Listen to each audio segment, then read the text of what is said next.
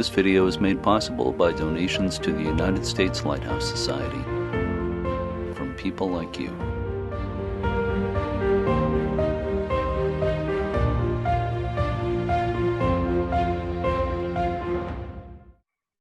Hi, my name is Ralph Krugler. I'm with the United States Lighthouse Society. Today joining me is Charles LeBuff, who is with the Sanibel Island Lighthouse. And I'm sure as everybody has probably seen by now the damage and devastation that happened to Sanibel with Hurricane Ian. So first of all, Charles, thank you very much for joining me today. I'm very happy to. Okay, can you just give us a quick background of, just real quick, like what you do with the Sanibel Lighthouse? I moved to Sanibel in '58 to take a position with the U.S. Fish and Wildlife Service on what then was Sanibel National Wildlife Refuge. And in 1949, the U.S. Coast Guard had decided that the living quarters at the lighthouse were unsafe for personnel, so they moved to a small station in Fort Myers. The Fish and Wildlife Service negotiated a lease with the Coast Guard to manage the lighthouse point, all properties with the exception of the light tower. So I moved into that house. I was required to live there, and my family and I lived there for 22 years. And I have an affection, unsurpassed affection, for that place. When I saw the videos of what Ian did, I posted on my lighthouse page that it broke our hearts. And my daughter, she was only 10 weeks old when we moved there. She lived there until she was an adult.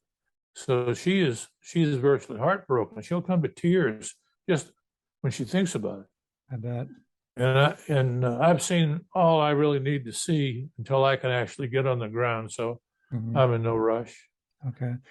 So that's my connection. And living there, I studied the lighthouse.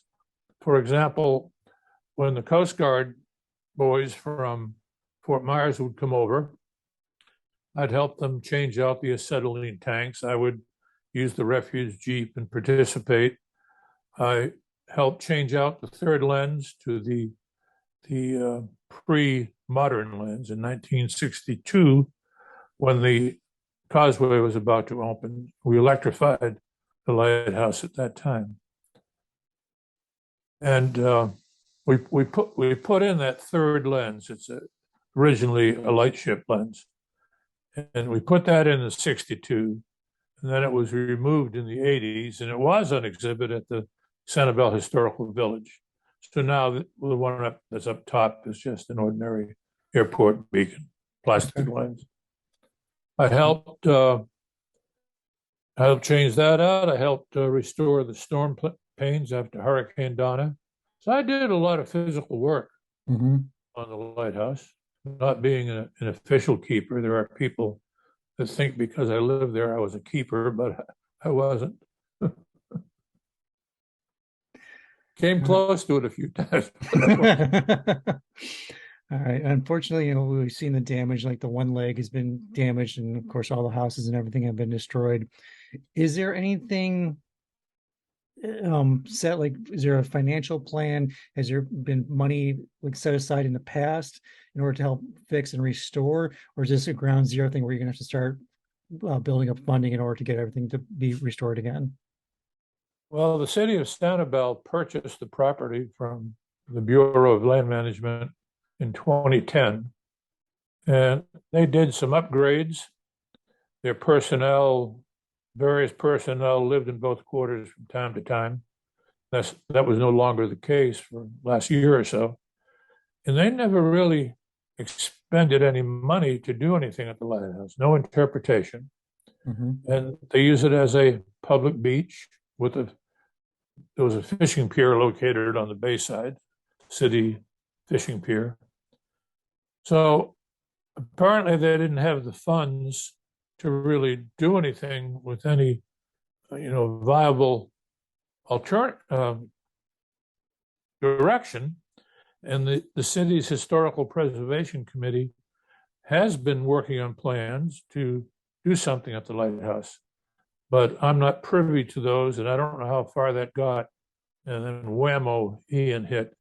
And the city, I think, right now is more interested in getting roads open and getting a functioning government again. Yeah, naturally. I certainly hope there's something done to protect it. And the beach is really, really cut in now, from what I can see.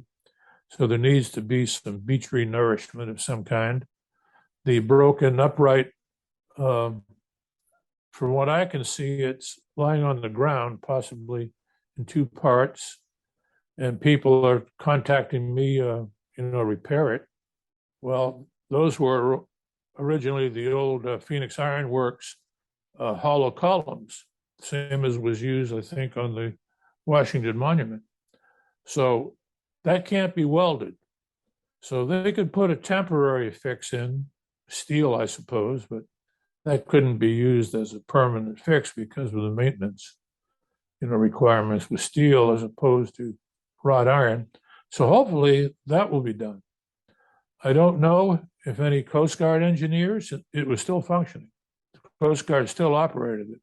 Whether any of their engineers have visited the island to determine if they can fix it. I think the island, Sanibel, when it bought the property, took over maintenance costs on the light tower. The Coast Guard only retained operational work. And I know the city, the first year or two, they spent $250,000 repainting that and making some minor repairs. So I don't know if the Coast Guard will walk away or whether they'll send engineers over to evaluate it. I certainly hope under the circumstances they would, and possibly push the city or assist the city to repair it. We certainly don't want to see it fall down in the next blow, and next blows will come. Absolutely. So if there is going to be some kind of a public fundraiser, like maybe a GoFundMe or something along those lines, please reach out to me so I can help post it and we can get the word out so we can get as many people, hopefully, to help contribute as much as we possibly can, because it's a shame to see that things just completely wiped out like that. And definitely does need to be restored. Terrible. Yeah. I can't hardly think of it sometimes. I can't, having spent that much time there, I can't imagine what you must have been going through. Yeah. And your whole family. If you grew up there, that's your home. That's everything you knew, and it's just all gone. It's heartbreaking. We had a lot of roots entangled in that building, and it's hard. It's not like a place you rented for a year or two and moved away. Of course, Sanibel, I lived there, like I said, for 50 years, and every time we would go to the island, my wife says, "Oh, we're going home." So it's still our home, even though we live 30 miles away. All right, Charles. Thank you very much for taking your time. I know you got a lot of other things going on.